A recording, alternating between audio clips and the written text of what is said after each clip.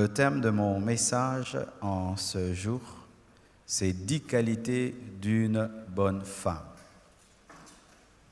Ce n'est pas toutes les qualités, il y en a tellement beaucoup, mais je vais m'appesantir sur 10 choses, 10 qualités d'une bonne femme. Et ce message n'est pas seulement pour les femmes mariées, pour les célibataires, pour les veuves, pour toute femme, 10 qualités d'une bonne femme. Et il y a 20, 30, 50, mais je vais me concentrer sur 10 seulement.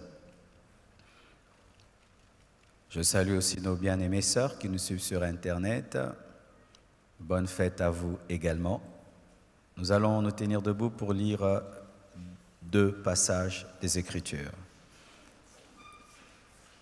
Ruth 3, verset 11. La Bible dit dans Ruth 3, verset 11, « Maintenant, ma fille, ne crains point. » C'est Boaz qui parle, « Je ferai tout pour toi. Tout ce que tu diras, car toute la porte de mon peuple sait que tu es une femme vertueuse. » Une bonne femme, vertueuse et bonne femme, c'est la même chose. Tout le monde savait que Ruth était une femme vertueuse, témoignage de Boaz. Proverbe 12, verset 4. Proverbe 12, verset 4. Une femme vertueuse est la couronne de son mari, mais celle qui fait honte est comme la carie dans ses os. Une bonne femme est la fierté de son mari, mais celle qui fait honte est comme la carie dans ses os. Proverbe 31, verset 10. Proverbe 31, verset 10. Qui peut trouver une femme vertueuse? Elle a bien plus de valeur que les perles. Les bonnes femmes sont rares. Les bonnes femmes sont rares et tu dois être parmi les raretés. Amen. Proverbe 31, versets 29 à 31 pour finir. Proverbe 31, 29 à 31. Plusieurs filles ont une conduite vertueuse, mais toi, tu les surpasses toutes. Il faut être une bonne femme parmi les bonnes femmes. Amen. La grâce est trompeuse et la beauté est vaine. La force d'une femme chrétienne n'est pas d'abord sa beauté, ni son charme, mais la femme qui craint l'Éternel est celle qui sera louée. 31. Récompensez-la du fruit de son travail et qu'aux portes ses œuvres la louent. Que Dieu vous bénisse abondamment. Prenez place, s'il vous plaît. Les qualités d'une bonne femme. La première qualité dont j'aimerais vous parler, c'est la discrétion. Une bonne femme est discrète. Une bonne femme garde les secrets. Une bonne femme ne parle pas beaucoup. Elle garde les secrets de son mari. Elle garde aussi ses propres secrets. Elle ne parle pas beaucoup car la bouche qui parle beaucoup ne manque pas de divulguer des secrets. Prier, venir à l'église est une bonne chose, mais nous devons aussi avoir des caractères transformés. Et l'une des grandes qualités d'une femme, c'est la discrétion. Ce n'est pas d'abord sa beauté ni son charme, c'est cette capacité que tu as de garder les secrets. Les secrets même de tes propres enfants, car il y a des mères qui détruisent la vie de leurs enfants en disant à tout le monde les problèmes de leurs filles, les problèmes de leurs garçons. Une bonne femme est une femme discrète, une bonne femme est une femme qui garde les secrets, une bonne femme est une femme qui ne parle pas beaucoup. Aujourd'hui, je ne sais pas ce qui se passe dans le monde, les femmes se disent tout. Ça, c'est grave. Amen. Hein? quel que soit le niveau de l'amitié que vous avez avec une amie, on ne se dit pas tout. Je vois des femmes qui partagent même leur intimité dans l'amitié. Toi, c'est comment, et puis vous parlez de cela. Bien aimé, ça, ce sont les habitudes des païennes. Amen. Hein? Parce que quand vous faites cela, vous êtes en train d'exposer votre couple, que tu sois satisfaite ou pas. Quand tu dis tout le temps à tes amis, non, mon mari me satisfait, tu peux pousser ton ami à envier ton mari.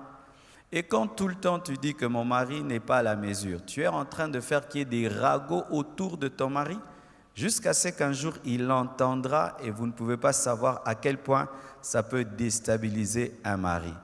Lorsque on est une bonne femme, on garde les secrets.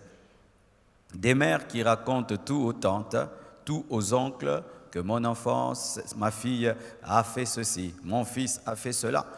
Mais le problème, c'est que lorsque tu partages tout sur tes enfants et surtout leurs défauts, il peut se faire qu'après 2 ans, 3 ans, ton fils a changé, mais toi, tu as dit tellement du mal sur ta fille qu'on va répandre une mauvaise réputation sur elle et demain, tu bloques son mariage. Pourquoi? Parce que tu n'as pas su garder le secret.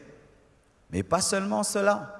Des très bonnes choses aussi peuvent arriver à tes enfants, mais toi, tu dis tout à tout le monde et tu leur crées des combats, tu leur crées des jalousies, parce que maman, par orgueil, entre guillemets, aimerait dire à tout le monde que mes enfants maintenant ont beaucoup d'argent, mes enfants maintenant sont très bien, et ça tombe dans les oreilles des ennemis. Une bonne femme est une femme discrète. Son mari peut avoir des millions de dollars, elle ne le dit pas. Ils peuvent réaliser des grandes choses, elle ne le dit pas. Elle ne tombe pas dans la vantardise, dans la loquacité, en train de tout dire à tout le monde. Et quand même, elle a des problèmes avec son mari, elle ne va pas le répandre partout. Même à l'église, chère maman, quand vous avez des problèmes dans vos maisons, ce n'est pas que vous devez aller dire partout. Pourquoi ? Dans 2 mois, 3 mois, vous allez vous entendre, mais les gens gardent cette image-là que vous ne vous entendez pas. Quand vous avez des problèmes, venez voir les pasteurs, venez voir certains responsables, point, barre, arrêtez. Quand vous avez des problèmes dans votre couple, chère maman, de le dire et de le dire et de le dire et de le dire. Et il y a un merveilleux exemple dans la Bible d'une femme discrète, Esther. Esther était dans une terre étrangère, elle était juive. Mais cette femme est devenue reine dans une terre étrangère et elle avait caché ses origines. Amen. Elle avait caché ses origines. Pourquoi ce n'était pas stratégique de révéler qu'elle était juive? Ça allait créer un problème dans sa vie et même perturber la destinée d'Israël. Elle a révélé ses origines quand c'était le temps de Dieu. Imaginez avoir un grand secret comme celui-là, où on ne sait pas d'où tu viens. Et ça te démange, dis que tu es juive, mais elle peut garder le secret de ses origines parce que Mardochée, l'homme rempli du Saint-Esprit, lui a dit, ne le dis pas. Est-ce que tu as cette capacité de garder une information et de la révéler seulement au temps de Dieu? Si tu as cette capacité, tu es une bonne femme. Mais si tu n'as pas cette capacité, tu es une mauvaise femme. Et je t'assure, ça te créera des sérieux problèmes. L'indiscrétion, la loquacité, bien-aimé, amène toujours des problèmes. Priez le Seigneur de vous donner la maîtrise de la langue. Amen. Une bonne femme sait maîtriser sa langue et Esther, par cette qualité, est devenue reine. Alléluia. Elle est devenue reine parce qu'elle était discrète. Si Esther n'était pas discrète, elle n'allait jamais devenir une reine. Elle n'est pas devenue reine seulement parce qu'elle était vierge et parce qu'elle était belle. Non, non, non. Elle est devenue reine parce qu'elle avait pu cacher qu'elle était juive. Amen. Une deuxième chose, l'humilité. Une bonne femme est humble. Il y a de moins en moins de femmes humbles aujourd'hui. L'humilité est devenue une denrée rare parmi les femmes à cause du modernisme, à cause de l'émancipation de la femme, à cause de la parité, à cause maintenant du fait que les femmes ont le même niveau intellectuel que les hommes, gagnent comme les hommes, travaillent comme les hommes, vont dans des grandes entreprises comme les hommes. C'est comme si les femmes étaient humbles malgré elles parce que l'homme avait plus étudié, l'homme avait plus d'argent. Mais aujourd'hui que les femmes peuvent avoir autant d'argent que les hommes, peuvent étudier dans les mêmes universités, peuvent faire tout ce que l'homme fait aujourd'hui, du coup, l'humilité a disparu. Chère maman, tu peux avoir toute la beauté du monde, mais si tu n'es pas humble, tu n'es pas une bonne femme. Une bonne femme est une femme simple. Une bonne femme est une femme brisée. Une bonne femme est une femme qui est morte à elle-même. À elle-même. Est-ce que maman, tu es brisée? Ton orgueil, que tu sois célibataire, que tu sois une femme mariée, est-ce que tu as vaincu l'orgueil? L'orgueil face à ton intellect, l'orgueil par rapport à ta beauté, l'orgueil par rapport à l'argent de ton mari ou ton propre argent, l'orgueil par rapport à ton niveau intellectuel, l'orgueil de la femme peut venir de beaucoup de choses. Est-ce que tu as vaincu l'orgueil? Si tu n'as pas vaincu l'orgueil, il y aura un problème au niveau de ton mari parce que ton orgueil fera toujours que tu vas t'opposer à ton mari. Et si tu es célibataire, ton orgueil fera que tu t'opposes toujours à ton fiancé. Et il y a des sœurs qui ne se marient pas parce qu'elles sont orgueilleuses, c'est tout. Elles n'ont pas un démon de célibat, c'est l'orgueil. Tu es orgueilleuse, tu peux avoir un problème avec ton fiancé, jamais tu ne peux demander pardon. Tu peux avoir un problème avec ton fiancé, jamais tu ne peux t'humilier. Tu peux avoir un problème avec ton fiancé, jamais tu ne feras le premier pas. Et comme ça, les années passent, 30 ans, 35 ans, 40 ans, tu ne te maries pas. Tu chasses les démons de gauche et à droite alors qu'il n'y a pas un problème démoniaque, tu as un problème de caractère, tu es orgueilleuse. Voici l'exemple d'une femme humble dans la Bible. Marie, la mère de Jésus. Vous savez pourquoi je dis que Marie était humble? Elle est allée dans la chambre haute, mais elle n'a pas pris le devant pour prêcher à la place de Pierre, disant « c'est moi la mère de Jésus, je vais prêcher ». Elle était dans la chambre haute, mais n'était pas chef dans la chambre haute, alors que Jésus était son fils. Elle pouvait dire « je suis la mieux placée pour prêcher le jour de la Pentecôte ». Non, elle se fait petite, elle ne dérange pas Pierre, elle ne dérange pas les apôtres et on ne sent même pas Marie déranger l'église primitive. Tu t'imagines ton fils meurt à la croix et puis il commence une grande église, première prédication, 3000 membres, il fallait que Marie soit tout le temps là. Hey, l'église de mon fils, je dois être diaconesse, l'église de mon fils, je dois être ancienne de l'église. Marie n'a jamais fait cela. Quelle humilité, elle n'a jamais dérangé les apôtres. Et j'aime, bien-aimés frères et sœurs, cela. Est-ce que tu as la capacité de te faire petite des fois? Tu as la capacité de diminuer des fois? Alors que tu as la connaissance, tu as l'intelligence, tu as l'argent, tu as tout, mais tu t'humilies. Une bonne femme est humble. Une bonne femme est brisée, taillée, façonnée par la croix de Jésus-Christ. Tant que tu es vivante par rapport à toi-même, tu ne seras jamais une bonne femme. Et surtout dans le mariage, ce qu'un homme cherche, c'est une femme humble. Une femme humble garde son mari. Une femme orgueilleuse va le perdre parce que pendant que tu manifestes de l'orgueil face à ton mari, il rencontrera une femme qui manifeste l'humilité et il risque d'être attiré par elle. L'humilité. Ton mari parle, tu te tais. Alors que tu as des arguments, tu le laisses terminer et puis tu parleras, tu ne lui coupes pas. L'orgueil amène les femmes à couper leur mari. Je dis toujours aux femmes, si vous étiez des hommes, tu aimerais avoir une femme qui te coupe la parole? Si tu étais un homme, chère maman, parce que des fois vous ne vous mettez pas à la place des hommes. Si tu étais un homme, tu as épousé une femme, tu aimerais que quand tu lui parles, qu'elle te coupe? Ou tu aimerais avoir une femme, quand tu parles, elle garde silence et puis elle parle ensuite. Je ne vous dis pas non plus de vous taire, mais laissez le mari terminer et puis parler. Parce que c'est un manque de respect que de couper la parole à ton mari. Journée de la femme, alléluia. Il ne fallait pas m'inviter. Troisièmement, c'est une travailleuse. Une bonne femme est travailleuse. Et quand je dis travailleuse, une fois je l'ai dit dans la Convention des femmes, travailler, ce n'est pas seulement travailler dans une entreprise, avoir un emploi. c'est être active. Car pour ma part, vraiment, même les femmes ménagères travaillent. Ah, je vous assure, s'il fallait donner un salaire à une femme ménagère, elle gagnerait beaucoup. Parce que quand tu prends une bonne, mettons que tu la payes $250, parce que seulement elle lave les enfants, elle les nourrit. Mais ta femme fait plus que cela. Elle lave, elle les nourrit, elle les éduque. Ton cuisinier, tu lui payes $150, mais ta femme prépare aussi. Ton jardinier, tu lui payes $150, mais ta femme aussi des fois fait le jardin.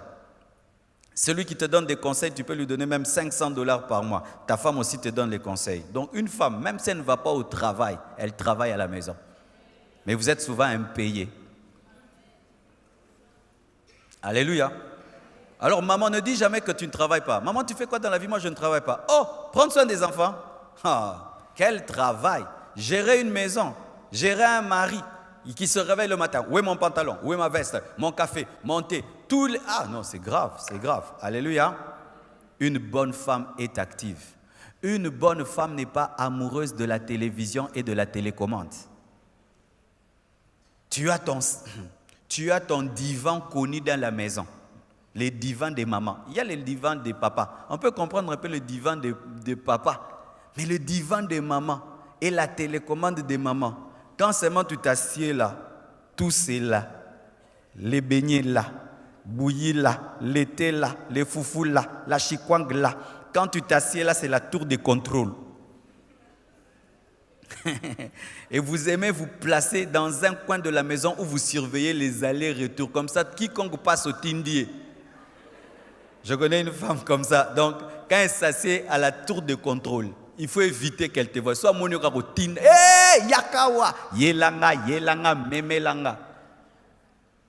Une femme n'aime pas la télé. Une femme n'est pas attachée aux séries télévisées. Tes enfants attachés aux séries télévisées, toi aussi. Et vous, mes sœurs qui êtes célibataires, quand déjà tu prends l'habitude à la maison, tu ne travailles pas. Tu es madame télévision. Quand tu te marieras, tu auras de sérieux problèmes. Beaucoup de sœurs se marient. Il suffit seulement qu'elles torchonnent. Rien que cette partie-ci, Amélie Pema. Nase musala mingi, usali nini? Na torchonné, oyo nyoso. Même si vous avez des domestiques, chères sœurs, repasse tes habits, lave tes habits. Même si vous avez des domestiques, va à la cuisine, va travailler. Arrange ta chambre, classe tes habits, balaye ta chambre. Même si vous avez des domestiques, faites-le.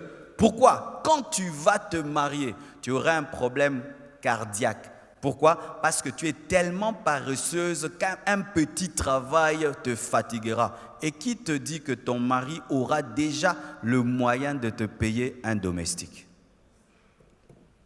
L'habit que tu as porté, ma sœur, tu l'as repassé toi-même. C'est votre domestique qui l'a repassé. Hein? Votre chambre maintenant, si nous devons vous accompagner maintenant dans la chambre, qui peut nous amener dans sa chambre? Maintenant. On peut aller, hein? Qu'est-ce qu'il y a sous ton lit? Sous le lit, c'est devenu une armoire avec des toiles d'araignée.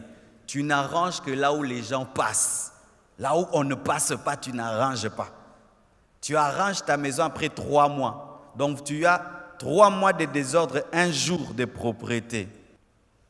Une femme est travailleuse. Quand elle gagne l'argent, elle pense comment investir. Elle ne pense pas aux bijoux. Amen, hein?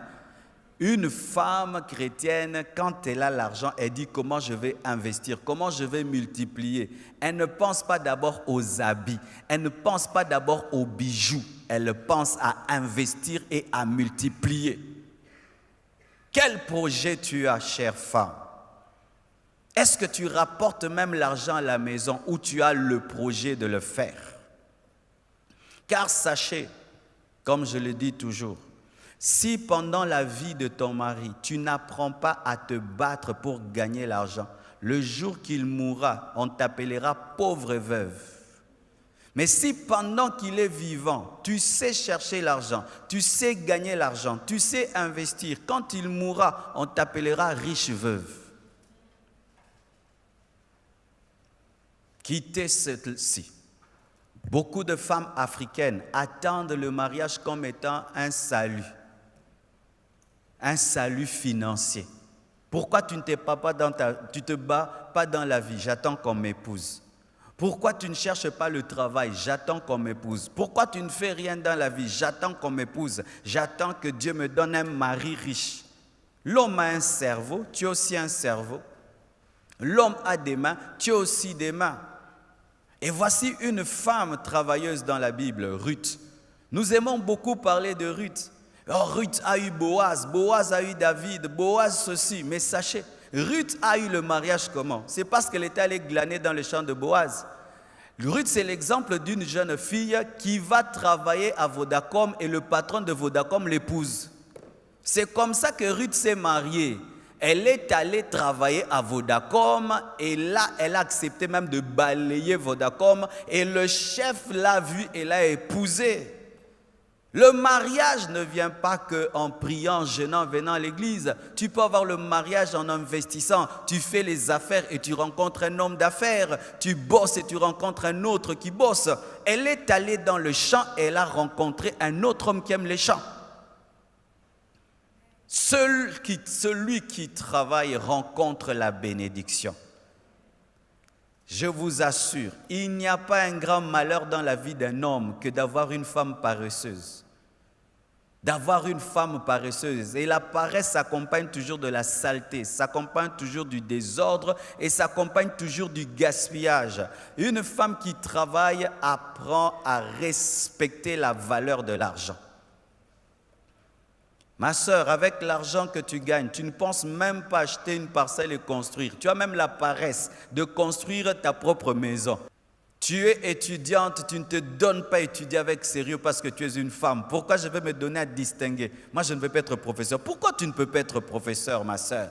Pourquoi tu ne peux pas aussi distinguer comme les autres? Non, un homme va m'épouser. Voici, si tu es une femme bagarreuse, quand tu auras des enfants, tu auras des filles qui savent se battre dans la vie parce qu'elles vont te prendre en modèle.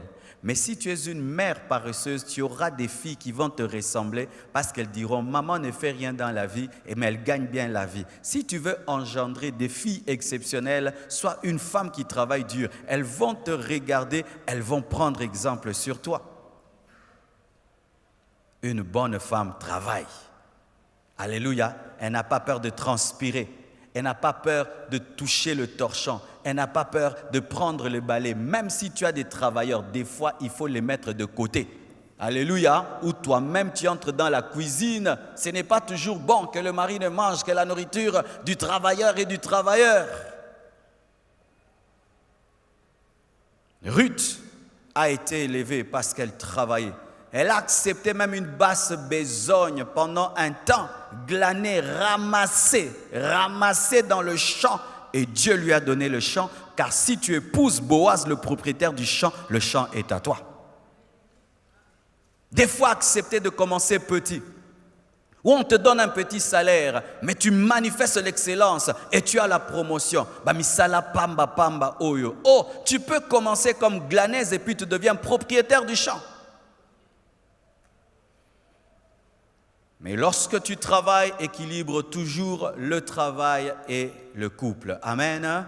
Et ça dans tous les domaines. Que ce soit le travail à la maison ou le travail en dehors de la maison, il ne faut pas non plus tomber dans le piège où tu n'es que boulot, boulot. Tu oublies que tu as des enfants, tu oublies que tu as un mari, tu oublies de prendre soin de ta famille. Et même vous qui travaillez à la maison, il y a des femmes qui du matin au soir ne font que s'occuper de la maison, oublient les enfants et leur mari. Ça encore, c'est un défaut. Amen. Tongo, balayer, balayer, nettoyer, nettoyer, balayer, balayer, préparer, préparer, nettoyer. Celui pour qui tu balayes, pour qui tu nettoies, tu ne causes pas avec lui, tu ne lui parles pas, tu ne lui donnes pas la tendresse et l'amour, mais tu es balayé, préparé, envoyé, balayé, préparé. Encore une autre erreur. Le bonheur est dans l'équilibre. Alléluia. Dans l'équilibre, car il y a des femmes qui fuient leur mari en travaillant beaucoup pour leur mari. Elle ressemble à Marthe qui est allée cuisiner pour Jésus-Christ pour ne pas écouter Jésus. Et il y a des femmes comme ça qui ne passent pas du temps avec leur mari, mais en train de cuisiner pour leur mari, en train de préparer pour leur mari. alors qu'il faut d'abord que tu aies l'intimité avec ton mari et ensuite tu cuisines pour lui. Car ta nourriture ne sera pas bonne dans sa bouche si tu n'as pas d'intimité avec lui. Amen. Hein? Évitez cela. Vous n'avez pas d'intimité, mais vous êtes tout le temps cuisine. Ce n'est pas la parole de Dieu. D'abord l'intimité et ensuite la cuisine. Quatrièmement, une bonne femme est propre. Une bonne femme ne sent pas comme un garçon. Vous voyez, les frères, des fois, ils sentent le bouc. Oh, frère, sur l'interbo, mais tu n'as pas berger.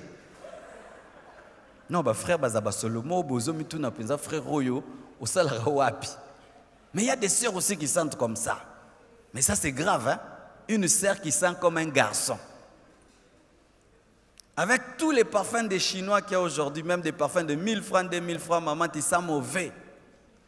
Alors nous qui ne dormons pas avec toi, on sent que tu sens mauvais. Maintenant, c'est lui qui dort avec toi. Il meurt. Il meurt seulement. Il y a un peu ça comme au Congo, tel à côté msusu. Oh non, non, là la kabete a okufa.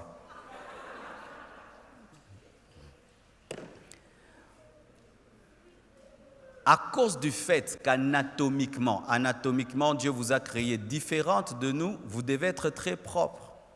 Et là, je bénis Dieu pour les enseignements que maman Marceline donne. J'aimerais même qu'elle puisse reprendre ces enseignements-là sur la propreté de la femme. Je vous assure, même il y a des sœurs qui ne se marient pas parce que vous avez une mauvaise odeur. Ah oui? Une mauvaise odeur. Et nous, les chrétiens aussi, nous mettons tout sur le dos des démons.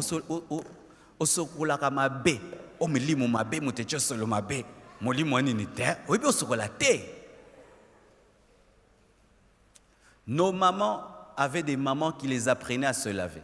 Les mamans d'aujourd'hui ont honte d'apprendre à leurs filles à se laver.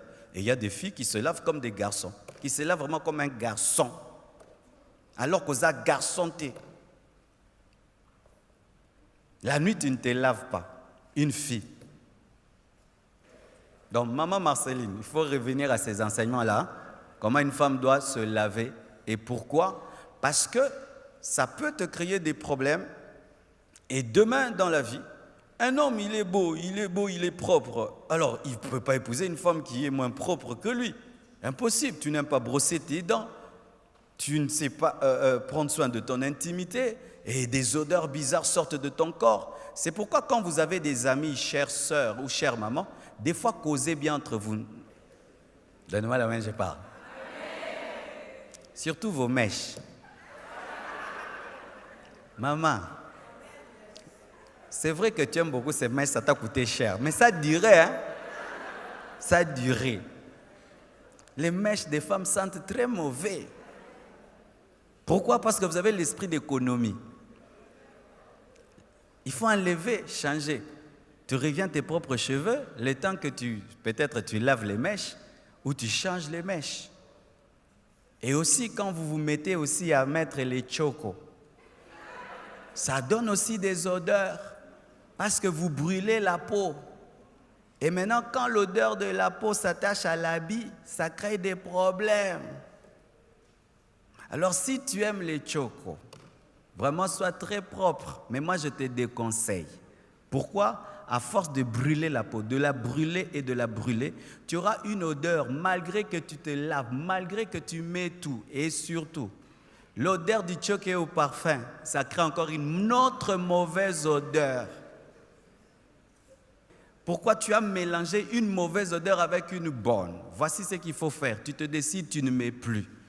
Chère sœur qui n'est pas mariée, quand tu es toute noire et tu te fais claire, tu sors de ta destinée. Parce que quand Dieu te crée noir, il a déjà préparé un homme qui va t'apprécier tel que tu es. Maintenant, quand tu quittes ta peau noire, tu deviens clair, il y a un homme qui va t'épouser parce que tu es clair, mais il n'est pas l'homme de ta vie, parce que Dieu t'avait préparé pour quelqu'un qui va t'apprécier en tant que noir. Alors maintenant, celui qui va t'épouser parce que tu es clair, alors que tu es noir, vous voyez maintenant quand tu deviens clair par les chocos, ça a des hauts et des bas. Amen.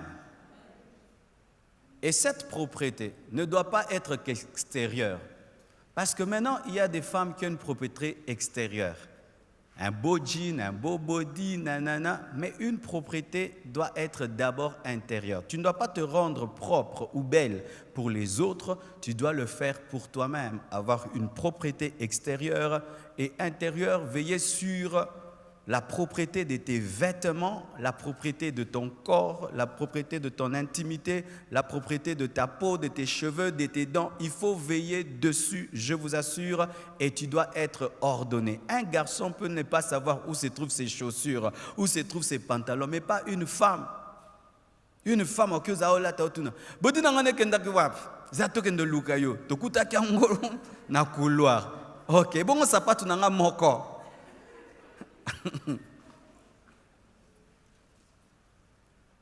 Une femme doit être ordonnée, avoir l'esprit des détails, perfectionniste. Je vois déjà ma petite fille Choukrani, comment elle est ordonnée. Personne ne lui a appris cela. Elle-même décide dans sa chambre, tout est à sa place. Si tu mets les désordres, elle peut pleurer. Elle peut pleurer. Quand on repasse ses habits, elle interdit qu'on mette ses habits dans la garde-robe. Mettez ses habits sur le lit, elle-même va les classer. On dit, pourquoi tu veux toi-même classer? Pour les retrouver facilement. À cet âge-là. D'ailleurs, chère maman, Bilambam Subokaba, ces habits-là que vous gardez, que vous ne portez pas, que vous regardez sans porter, offrez-les. Ça crée du désordre dans votre maison. Amassant des chaussures, amassant des pagnes, amassant des choses que tu ne porteras jamais. Mais c'est là, ça remplit ta garde-robe pour rien, ça crée un désordre. Prenez le temps d'enlever et d'offrir.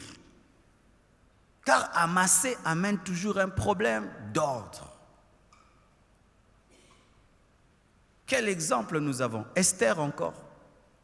Esther a été choisie parce qu'elle avait Dieu. Mais voyez la préparation d'Esther pour devenir reine. La Bible nous dit, elle se parfumait d'aromates, elle se lavait dans l'huile, elle se lavait dans le lait, elle se faisait belle et propre, malgré qu'elle avait une grande destinée, malgré que c'était une femme d'onction, malgré que c'était une femme puissante. Esther se parfumait, Esther se oignait d'huile. J'aimerais parler aux sœurs qui sont très très spirituelles. La spiritualité ne doit pas faire de toi un garçon. Amen, hein? Car nous remarquons que les femmes, plus elles deviennent spirituelles, elles ont l'onction, elles ont l'autorité spirituelle, elles veulent devenir des hommes. Non, Esther avait la grâce de Dieu, elle avait la puissance de Dieu sur sa vie, mais Esther prenait soin d'elle, elle était propre. Je vous assure, si même Esther avait une grande destinée et que se présentant devant le roi, elle était sale, elle sentait mauvais, il n'allait pas l'épouser. Cinquièmement, une bonne femme est calme. Une bonne femme a la maîtrise de soi. Une bonne femme est douce. Une bonne femme est patiente. Une bonne femme a un ton de voix qui calme. Une bonne femme est disciplinée. La Bible nous dit que lorsque Anne la prophétesse avait perdu son mari, elle avait décidé de servir Dieu dans le jeûne et la prière. C'était vraiment une vie de discipline. Et Anne est un exemple de maîtrise de soi. Le Seigneur lui avait demandé, après son mariage, de se consacrer à lui. Et jusqu'à sa mort, cette femme s'est consacrée au jeûne et à la prière. Une femme qui ne se maîtrise pas, qui ne maîtrise pas son corps, qui ne maîtrise pas ses pulsions sexuelles, qui ne maîtrise pas sa langue, qui ne maîtrise pas sa colère, est une mauvaise femme. Quand tu es en colère, tu te comportes comment? Quand ton corps te dérange et tu brûles et que tu traverses une période d'ovulation, comment tu te comportes? Il y a des sœurs en Christ, quand elles passent par l'ovulation, elles deviennent païennes. L'ovulation n'est pas un démon, c'est Dieu qui vous a créé ainsi. Et quand tu es rempli du Saint-Esprit, pendant que tu traverses ta mauvaise période, tu dois avoir la discipline. Il y a des sœurs qui sont consacrées en fonction de leurs hormones. Quand les hormones dérangent, elle devient impudique. Quand les hormones se calment, elle a la crainte de Dieu. Ta crainte de Dieu n'est pas par le Saint-Esprit. Ça dépend de ton corps. Alléluia. Une bonne femme a la discipline. Car, mes frères et sœurs, imaginez un grand homme qui épouse une femme qui n'a pas la discipline de son corps. Et un jour, tu entends, elle est tombée avec le jardinier, elle est tombée avec le chauffeur. Quelle honte! Quelle honte! Toutes ces femmes que vous entendez, qui commettent des scandales, manquent la discipline. Anne était disciplinée, consacrée à Dieu, dans le jeûne et dans la prière jusqu'à sa vieillesse. Une femme n'est pas agitée. Agitée comme un enfant. Tu es turbulente comme un garçon. Agitée comme un garçon. C'est pourquoi le port des pantalons des femmes, des fois, les fait oublier qu'elles sont des femmes. Elle est calme, elle a la maîtrise de soi, la douceur. Une bonne femme est douce. Je remarque des fois que lorsque nous n'arrivons pas vers le caractère du Saint-Esprit, nous présentons souvent une raison. Moi, je suis comme ça, c'est ma manière d'être. Non, quand le Saint-Esprit vient dans ta vie, il te transforme. Quand Jésus vient dans ta vie, il te transforme. Si tu étais une femme qui parlait bizarrement, qui parlait durement, qui réagissait brusquement, le Saint-Esprit dans ta vie te donne la douceur, te remplit de patience et te donne un ton de voix calme. J'ai parlé du ton de la voix mercredi. Le ton de la voix est très important dans le mariage parce que ça détermine même la réponse de ton mari. Ma chérie, mais d'habitude tu rentres à 20h. Aujourd'hui, pourquoi tu rentres à 0h? Qu'est-ce qui s'est passé à l'église? Ah, on a eu un cas de délivrance, vraiment on n'a pas pu finir et tout le reste. Excuse-moi, j'ai tenté d'ailleurs de t'appeler, ton téléphone était fermé, ça se passe bien. Le ton de la voix a déterminé ma réponse. Tu sais pourquoi ton mari te répond bizarrement? C'est parce que tu poses les questions bizarrement. Tu lui poses des questions comme si c'était ton petit frère qui est rentré en retard. Si tu as un ton de voix rempli de douceur, ton mari te répondra avec douceur. Même vos enfants, si tu veux que tes enfants te disent tout ce qu'ils ressentent, le ton de la voix compte. Comment tu as eu 0/10? Je vous avais demandé de me donner un professeur à la maison, vous ne l'avez pas fait. Oh, au fait, comment tu es encore 0? Qu'est-ce qui se passe? Au fait, ces derniers temps, j'étais distrait, mais je vous promets de faire mieux. Le ton de la voix détermine la réponse. Et la maîtrise de soi se révèle dans le ton de la voix. Lorsque tu sens la colère, ton mari fait quelque chose, les enfants, la femme qui a la maîtrise de soi, malgré qu'elle ressent la colère, quand la parole va sortir dans la bouche, ce sera une parole douce. Mais celle qui n'a pas la maîtrise de soi, ce qu'elle ressent, c'est ce qu'elle dit. Tu ne peux pas toujours, ce que tu ressens, tu le dis. Ce que tu ressens, tu le dis. Donne-moi l'amen. Sixièmement, une bonne femme est sensible, sensible aux besoins des autres. Une bonne femme est compatissante. Une femme n'est pas dure. Une bonne femme, quand quelqu'un souffre, elle souffre avec elle. Quand quelqu'un a faim, elle sent sa faim. Quand quelqu'un pleure, elle pleure avec. Une femme n'est pas insensible. Et voyez, Tabitha Dorcas, elle était sensible aux besoins des pauvres, aux besoins des veuves, aux besoins des orphelins. Que fais-tu pour les veuves? Que fais-tu pour les orphelins? Dans ta maison, tu prends soin de qui? Ma sœur, même si tu n'es pas mariée, as-tu compassion des gens facilement? Te mets-tu facilement à la place des autres? Cela peut révéler aussi si tu seras une bonne mère. Une jeune fille célibataire remplie de compassion sera une bonne maman. Pourquoi? Tu te mettras à la place de tes enfants. Tu protégeras ton mari, tu protégeras tes enfants. Tu seras sensible à leurs problèmes, à leurs douleurs. Mais quand tu es une jeune célibataire, tu n'es touché que par tes propres problèmes, jamais par les problèmes des autres. Lorsque tu entreras dans le foyer, tu ne seras pas sensible aux besoins de ton mari, sensible aux besoins de tes enfants, car il est possible d'être une femme mariée, mais tu n'aimes pas tes enfants et tu n'aimes pas ton mari. Ah oui, ah oui. Il y a des femmes qui ne préparent que lorsqu'elle a faim. Le mari peut traverser des moments difficiles dans son travail. Elle ne s'en occupe même pas. Une femme est sensible, sensible aux besoins des autres. Et chère maman, écoutez un peu. C'est un homme qui vient vous parler. Nous les hommes, nous sommes très touchés lorsque tu travailles dur de voir ta femme qui comprend que tu travailles dur. Mais quand vous nous prenez des fois pour des distributeurs de billets, mais sans vous occuper de la souffrance et du travail que nous avons, ça nous fait très mal, très mal. Ça fait plaisir à un homme. Tu reviens du travail et tu as beaucoup travaillé et tu sens ta femme n'est pas s'occuper de ce que tu ramènes, mais s'occuper de ta personne et remarquer que tu es vraiment très fatigué ces derniers temps. Et nous aimons beaucoup le massage des pieds. Alléluia.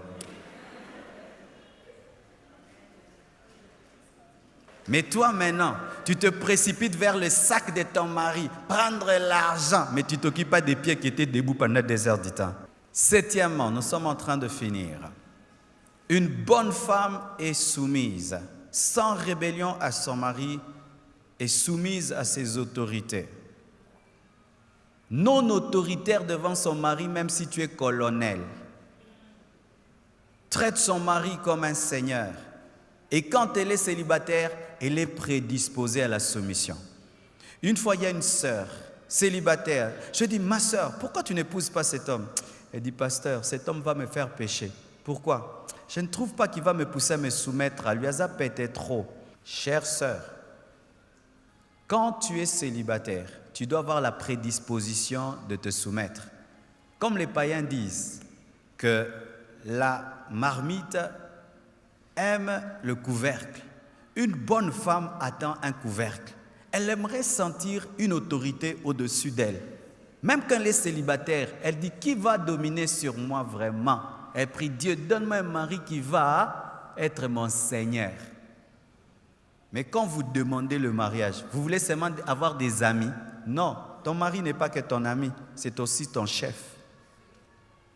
Si tu ne traiteras pas ton mari comme ton chef, ne te marie pas. Amen, hein? Vis toute seule jusqu'à ta mort et à l'enlèvement de l'église. Mais si tu veux le mariage, tu dois te préparer à avoir un chef dans ta vie et avoir le plaisir d'avoir un chef. Chère maman, à moins que ton mari n'est pas un homme, mais un homme vraiment au vrai sens du terme, est incapable d'être heureux avec une femme insoumise. Un vrai homme, jamais, jamais, même s'il est rempli du Saint-Esprit, même Jésus n'est pas en communion avec une église rebelle. Traites-tu ton mari comme un chef? Traites-tu ton mari comme un chef? Une bonne femme traite son mari comme un chef. La Bible nous dit que Sarah appelait Abraham son Seigneur. Est-ce que tu traites ton mari comme un chef? Et ne vous laissez pas influencer par le modernisme actuel, avec la culture actuelle où les Blancs sont en train d'influencer même les Africaines. C'est vrai, la femme n'est pas l'esclave de l'homme. L'homme doit aimer la femme, mais la femme aussi doit être soumise. Dieu a établi l'homme comme étant le leader du couple et vous devez l'accepter. L'un des problèmes que nous avons aujourd'hui dans les nouveaux mariages, les jeunes mariés d'aujourd'hui, les femmes n'arrivent plus à se soumettre. Une bonne femme est soumise à son mari. Le traite comme un chef, comme Sarah. Huitièmement, une bonne femme a l'esprit de prière. C'est une intercesseuse. C'est une femme de supplication. C'est une femme qui a la vie de prière. C'est une femme qui est toujours à la brèche. Quelle est ta vie de prière, maman? Quelle est ta vie de prière, ma sœur? Maman, avec tous les enfants que tu as, tu dors sans prier. Tu te réveilles sans prier. Tu passes toute une journée sans prier avec tous les combats qu'il y a dans les maisons. Si Dieu te révélait ce qui se passait dans ta maison, peut-être tu as un travailleur qui est sorcier, tu ne le sais pas. Peut-être que tu as un chauffeur sorcier, tu ne sais pas. Peut-être que ta sentinelle est sorcière, tu ne sais pas. Un homme était toujours fidèle à sa femme pendant des années. Et un jour, après des années, il est tombé dans l'infidélité. Lui qui revenait toujours à temps est revenu en retard. Vous savez ce qui est arrivé? Il rentre à la maison chez lui, il ne voit pas la maison. Il voit le numéro 10, le numéro 12, mais il ne voit pas le numéro 11. Il cherche sa maison jusqu'à 5 heures. Vers 6 heures, sa maison apparaît. Il va voir la sentinelle. Il dit, mais je ne comprends pas. Cette maison, toute la nuit, je l'ai cherchée, je ne l'ai pas vue. Mais comment je vois maintenant la maison à cette heure-ci? Il parle à la sentinelle durement. Et puis la sentinelle finit par avouer, dit, au fait, moi depuis toutes les années que j'ai travaillé dans cette maison, moi je vous protège toujours, jamais la maison Bandundu. Parce que vous êtes très attaqués, il y a des voleurs qui viennent et tout, comme ça quand ils vous cherchent, ils ne vous voient pas. Vous dormez au Bandundu et puis je vous ramène à Kinshasa.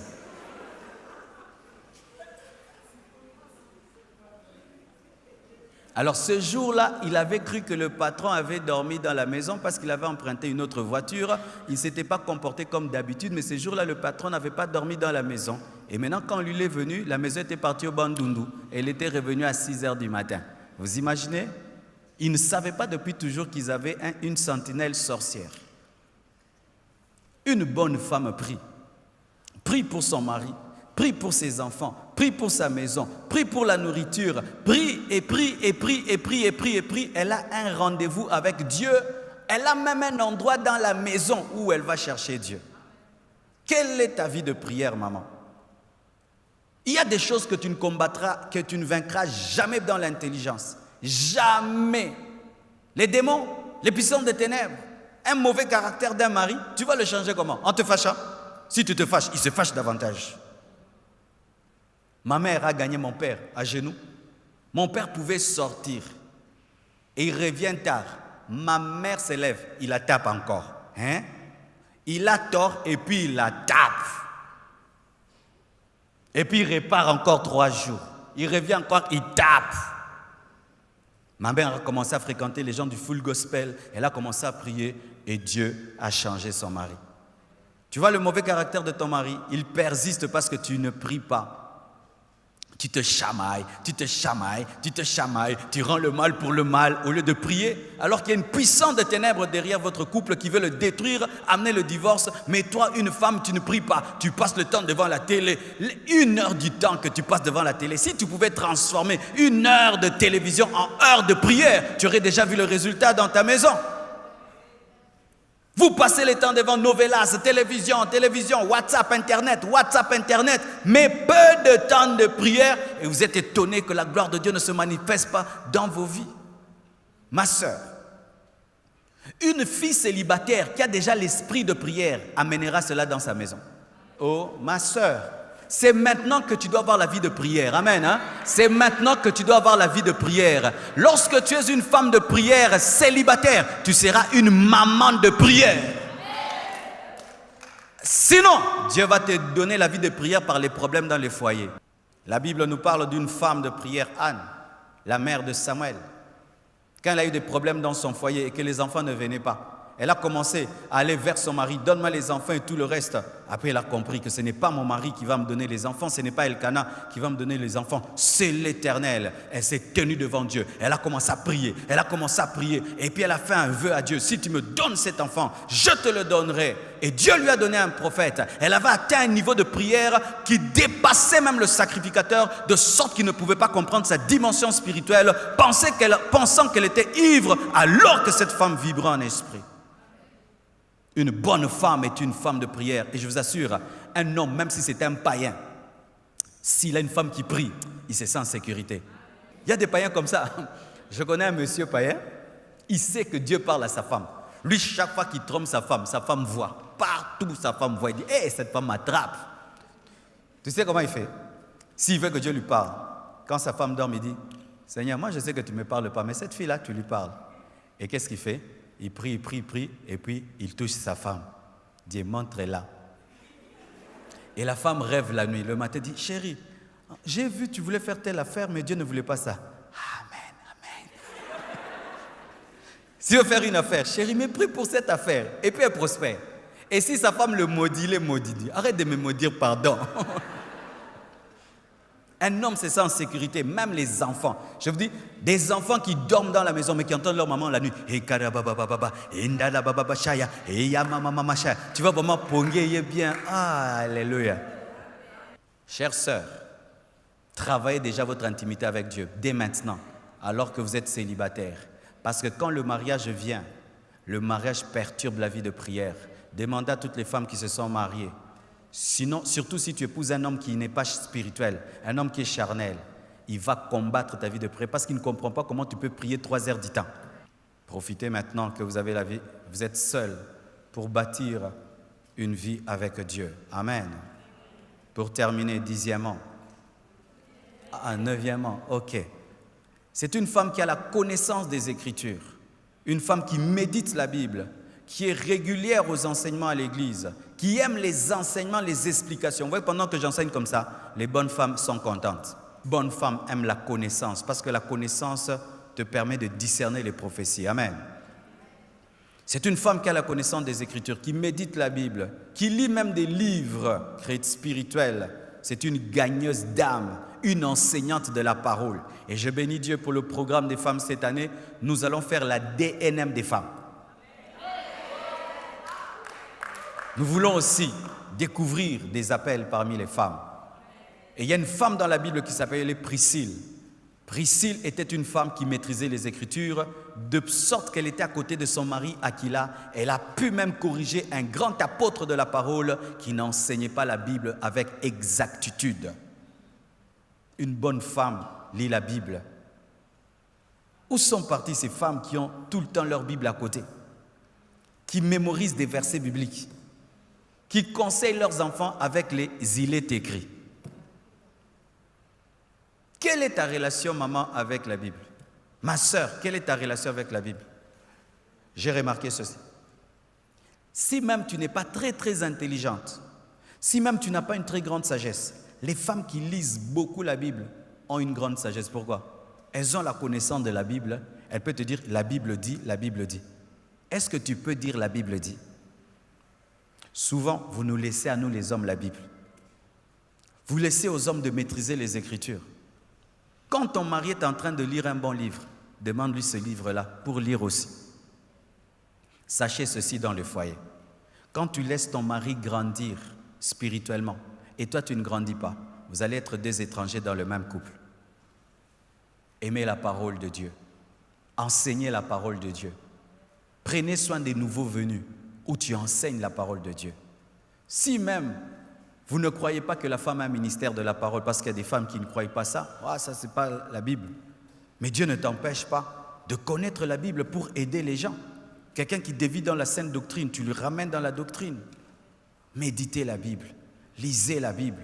Vous allez acquérir la sagesse de Dieu et vous serez utile à Dieu comme Priscille l'était. Vous allez gagner les âmes, amener les âmes. Dans cette église, la personne qui gagne la plus des âmes, c'est une femme, ce n'est pas un homme. Dans cette église, le premier agent de croissance de cette église, ce n'est pas un frère, c'est une femme. Pour terminer, 10e, une bonne femme est une amie de Dieu. C'est une amie du Saint-Esprit. C'est une amie de Jésus. C'est une femme qui développe une intimité avec Jésus au point où tu penses qu'elle touche Jésus. Au point où tu penses que Jésus est devenu physique dans sa vie. Comme Marie de Magdala, qui est devenue l'amie de Jésus. Et je t'assure, si tu es marié, une femme qui développe une forte intimité avec Jésus, son mari la craint. La première beauté d'une femme n'est pas son maquillage, c'est l'onction du Saint-Esprit sur sa vie. La première chose que devez chercher le matin, ce n'est pas mettre le rouge à lèvres, c'est vous agenouiller, être des amis du Saint-Esprit.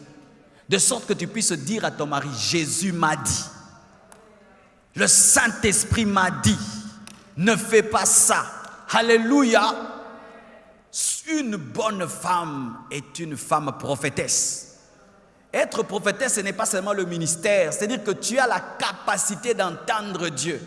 Où tu pries pour tes enfants, tu dis, je vois que tu es un mauvais ami, fais attention. Alléluia. Je vous assure, l'une des grandes bénédictions que j'ai dans ma vie, j'ai une femme qui a des révélations vraies. Elle peut te dire des choses, tu les fais, tu vois la main de Dieu. Alléluia. Marie de Magdala était une amie de Jésus. Et c'est à elle que Jésus a révélé qu'il précédait ses disciples en Galilée. Elle a pu leur donner le programme de Jésus. Une bonne femme est une adoratrice. Elle cuisine en chantant. Elle prépare en chantant. Elle s'habille en chantant. elle amène tout le temps l'esprit d'adoration.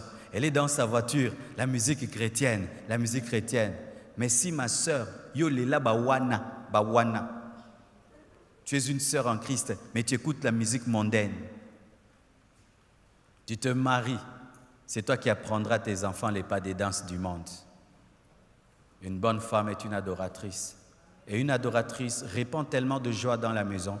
Et même quand vous traversez des moments difficiles, l'esprit d'adoration que là fait que tu ne sens pas que vous passez par des moments difficiles.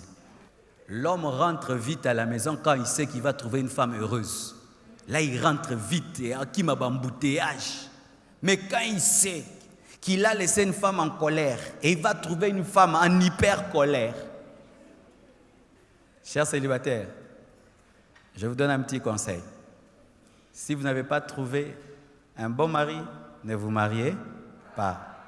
Parce que dans le mariage, soit c'est le ciel, soit c'est l'enfer. Que Dieu vous bénisse abondamment. Nous allons nous tenir debout et nous allons prier. Prie pour ton cœur, prie pour ta vie et demande que Dieu fasse de toi une bonne femme. Prions au nom de Jésus-Christ. Seigneur Jésus, je me suis efforcé de communiquer cette parole aux femmes en cette soirée. Je prie, Père éternel, que chacune d'elles puisse recevoir sa part et soit capable, Seigneur, de mettre en pratique ta parole. Tu connais, Seigneur, le problème de chacune d'elles, le défaut de caractère de chacune d'elles, les luttes de celles qui sont mariées, de celles qui sont veuves et de celles qui sont célibataires. Je prie, Père éternel, que ta puissance opère, car ce n'est ni par force ni par puissance, mais c'est par le Saint-Esprit. Tu as dit, Jésus, que sans toi, nous ne pouvons rien. Jésus, sans toi, ces femmes ne peuvent pas être des bonnes femmes. C'est toi qui as transformé la femme samaritaine en évangéliste. Et c'est toi seul qui peux transformer chacune des femmes présentes ce soir en bonne femme. Tu es le cep et elles sont le sarment. Daigne les attacher à toi afin qu'elles portent le fruit de l'humilité, de la simplicité, de la discrétion, de la vie de prière, de la soumission, de la joie, de l'adoration, de l'amitié, de l'intimité avec toi. Ô Dieu, exauce ma prière et accorde-moi d'engendrer par le ministère du Saint-Esprit des bonnes femmes. Shandarabase, Yerebashai, Sharazabakaya, Yetkereba Simpradakaya, Shunte Karaba Zimprabaya Torobo Sekerebebesha. Ô Dieu, fais-le. Ô Dieu, accomplis-le. Donne-leur le discernement des esprits. Donne-leur la connaissance de la parole, la maîtrise des Écritures, une vie qui porte des fruits à ta gloire. J'ai ainsi prié au nom de Jésus-Christ de Nazareth. Amen. Que Dieu vous bénisse abondamment.